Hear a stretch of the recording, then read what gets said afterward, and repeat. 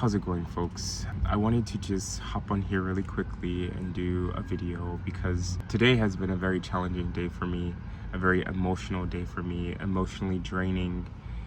I feel raw and vulnerable, and I think it's important to be vulnerable. However, you cannot always control what comes with that vulnerability. Yeah. And you want to make sure that in being vulnerable, you're still to some degree in a safe space, right? It takes a lot of trust to be vulnerable with yourself and with others. So in this situation, I've expressed this in other videos. I currently live in my car. There has been a great shift in my situation where I am transitioning from living in my car to staying with a family member. However, that is requiring me to sacrifice a lot of the freedom that I'm used to having. So I've already purchased the ticket. I'm leaving my current location, my home, to go stay with a family member because I am currently in a situation where it is so hard to get out of the hole that I have dug for myself, emotionally, physically, financially, mostly financially. But I'm also mourning in the process of all of this. I'm mourning the loss of a part of me.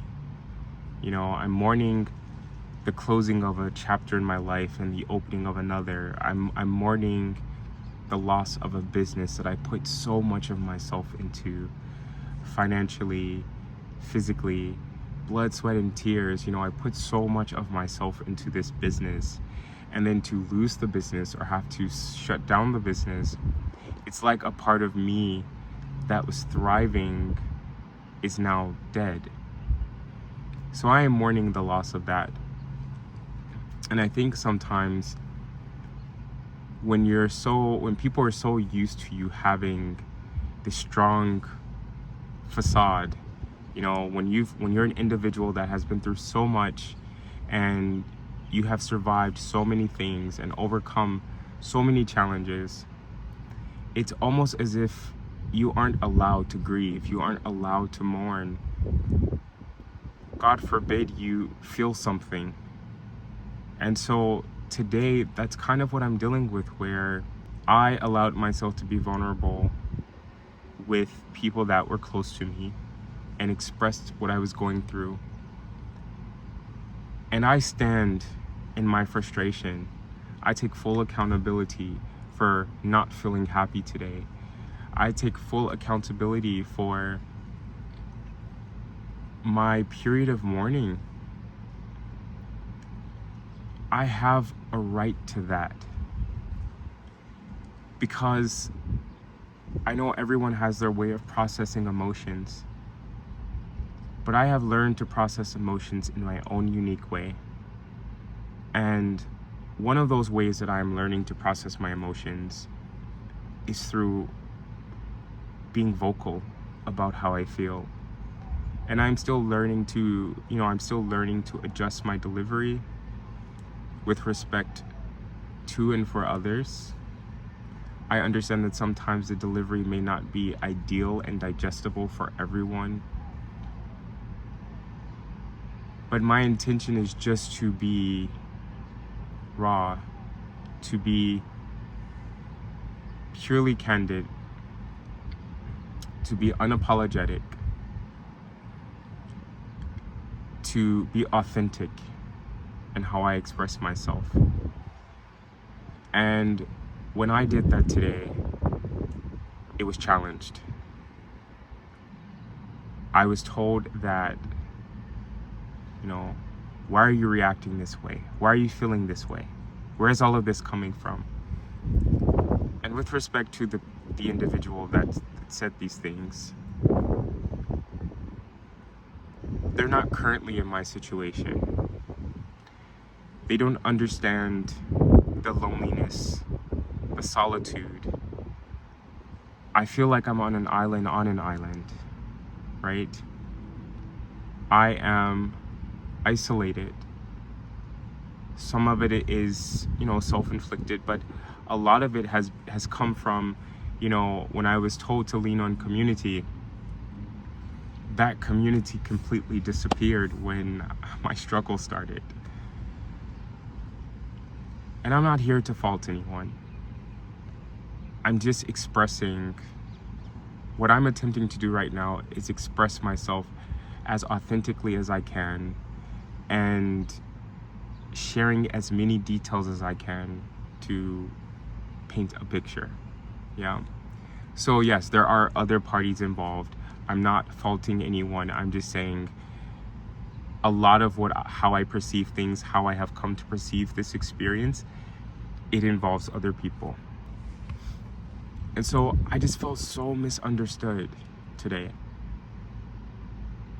I think the biggest issue was that in expressing my frustration, in expressing how the hurt and pain that I was feeling and how there was reluctance in moving to the next chapter, the people that I had a conversation with, they took it personally when it wasn't about them. The anger, the frustration was not toward them. It was what I was feeling for my own shortcomings. You know, I was feeling unworthy. I was feeling like a failure. I was feeling like everything that I had set out to achieve and accomplish, I failed on. And again, I know that failure can be a learning tool. And I understand that I am able to walk away from this situation knowing more than I knew going into this situation. Going into the situation that led to this situation, right? I am more wise than I was then. And so I'm not coming out of this experience empty-handed. But right now, I'm feeling low. My heart feels heavy. And I feel like a part of me has died. I'm going to get through this. I know I am. I know I will. But right now, living in this moment, I am feeling what I'm feeling. And I will not allow anyone to diminish that. Because in order for me to process my emotions, I have to acknowledge what's there. And right now, this is how I feel. So if this resonates with you, if you are feeling sad, down, less than enthusiastic about life, understand that it is okay to acknowledge the existence of those feelings. It is okay to acknowledge that that's what you're going through right now. You are allowed to feel. Don't allow people to tell you how you're supposed to feel. They may attempt it, because as I expressed to the people that I had this conversation with, just because you don't understand how I feel doesn't invalidate how I feel. It doesn't mean that how I feel is invalid. It just means that you are at a place right now where you cannot understand it. And that's okay. That is okay. And there is nothing wrong with someone wanting to uplift you and help you come out of this struggle, this emotional turmoil, whatever it is you're experiencing in that moment. There's nothing wrong with someone wanting to pull you out of that. However, if you tell whoever it is that is there in your corner to help you, hey, I'm here for being pulled out of this, but right now I need to process. I need to be alone to process what I'm dealing with. This will help me emerge and be stronger at the other side of that. And if being pulled out of where you are in the current moment because you're living in your head helps you be more present in the moment, then I'm all for that.